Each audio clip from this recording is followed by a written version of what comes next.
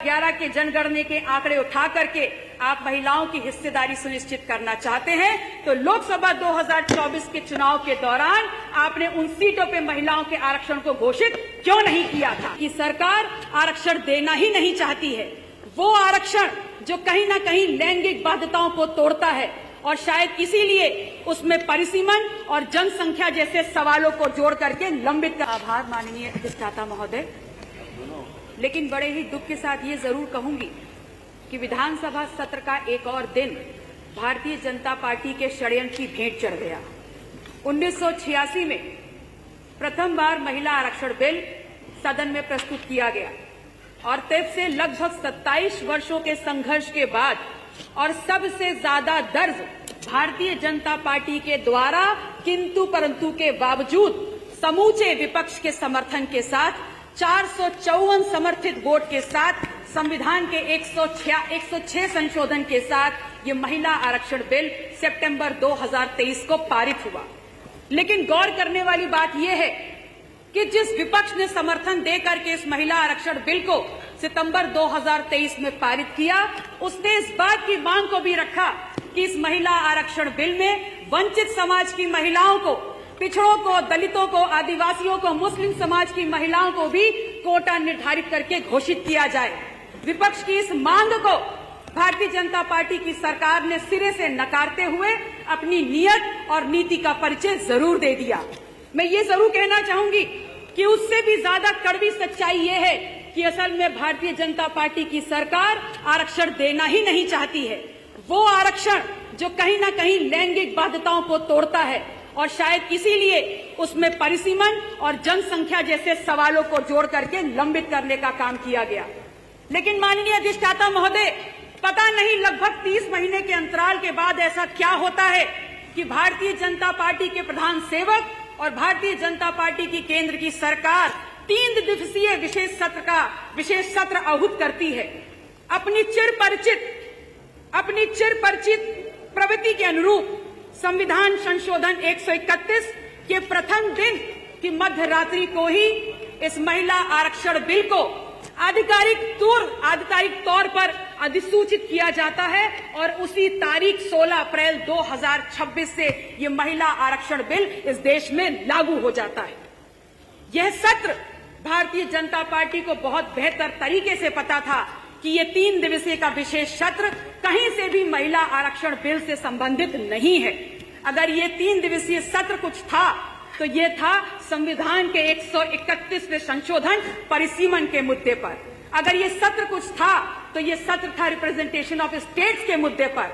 अगर ये सत्र कुछ था तो ये सत्र था जनगणना के मुद्दे पर। भारतीय जनता पार्टी इस बात को भली भांति जानती थी कि ये संशोधन किसी भी स्थिति परिस्थिति में आप पारित नहीं करा पाएंगे और इसीलिए इस सदन उस सत्र के खत्म होते होते रोना रट्टा मचाते हुए महिला आरक्षण बिल के झूठे नकाब को पहना करके तमाम विपक्षी पार्टियों, तमाम विपक्षी नेताओं के खिलाफ प्रधान सेवक और जिन जिन राज्यों में भारतीय जनता पार्टी की सरकारें हैं वहां पर आपने बिना मांगी हुई आपने सफाई देने का काम किया, निंदा प्रस्ताव लाने का काम किया, सड़कों पे अराजकता फैलाते हुए आपने प्रदर्शन करने का काम किया।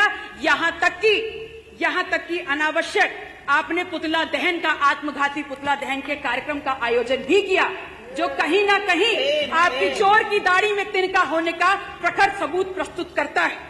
मैं आपसे कहना चाहती हूँ कि मणिपुर जल रहा है, महिलाएं निर्वस्त्र गिरी जा रही हैं, वहीं केन बेतवा प्रोजेक्ट का विरोध महिला इसी देश की आधी आबादी चिताओं पे बैठकर कर रही है। इसी देश में महिला पहलवान सड़कों पर प्रदर्शन कर रही थी। इसी देश में एलपी सिलेंडर की कीमतें बढ़ते हुए, एलपी सिलेंडर की मांग बढ़ते हुए समस्त मजदूर अपने प्रदेशों को पलायन करने को मजबूर हैं। लेकिन अगर आप देखेंगे गौर से तो इन तमाम घटनाक्रम के बीच में हमारे देश का प्रधान सेवक गांधी जी के बंदर बने बैठे हुए हैं। वो कहीं झालमुरी खा रहे हैं तो कहीं फोटोग्राफी कर रहे हैं, कहीं बच्चों के साथ फुटबॉल खेल रहे हैं। ये कैसा प्रधान सेवक है इस देश का जिसकी पॉलिटिकल पिकनिक खत्म ही नहीं हो रही है और आपके सामने यकायक ये महामानव अवतरित होते हैं तब जब 3 दिन के सत्र के बाद आपके कुत्सित मंसूबों को समूचा विपक्ष धराशायी करने का काम करता है। आप आते हैं, आप अवतरित होते हैं हमारे सामने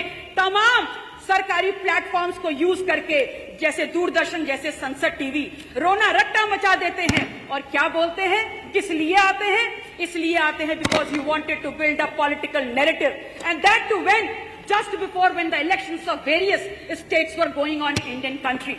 आप एक बार आपने पुनः अपने सोच, अपने कर्तव्यों के द्वारा, अपने क्रियान्वयन के द्वारा इस बात को स्थापित कर दिया कि आपने हमेशा संवाद के ऊपर विभाजन को चुना है। आपने इस बात को स्थापित कर दिया कि आपने हमेशा अपनी अकाउंटेबिलिटी के ऊपर आपने चुप्पी को सुना है, आपने चुना है।